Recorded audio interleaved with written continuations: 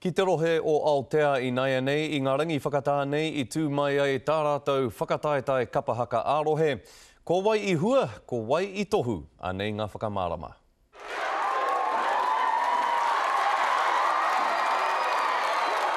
Nā tere ana mōre hu o rā tanana kai mā takitaki i whakāwe.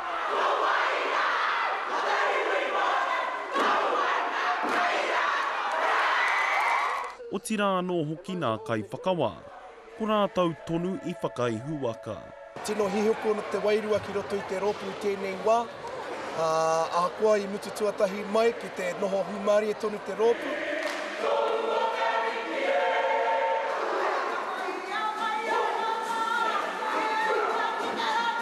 Kua ea katoa nā moe moea a te matapihi moe moea, ko rātou i tuarua. E pai, e a tāua, e pūrotu, no reira, kua ea, kua tutuki.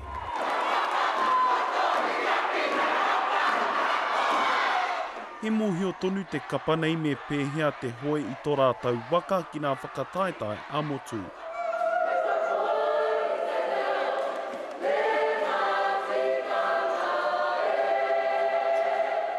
E kore e rereke i tēnei tau, ko rātou te kapa whakamutuna o Aotea, te haere hei kanohi mō rātou ki te matatini hei te tau e tū mai nei.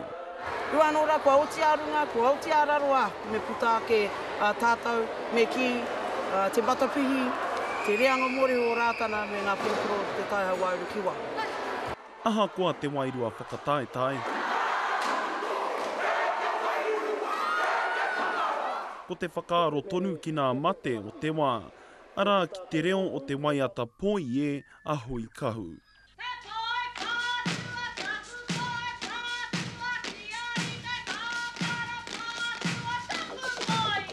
E ui, ko koi tonu ake no tēnā a kua ngaro, kei te pupuri tonu ti ake i te ngākau o te tini o te mano.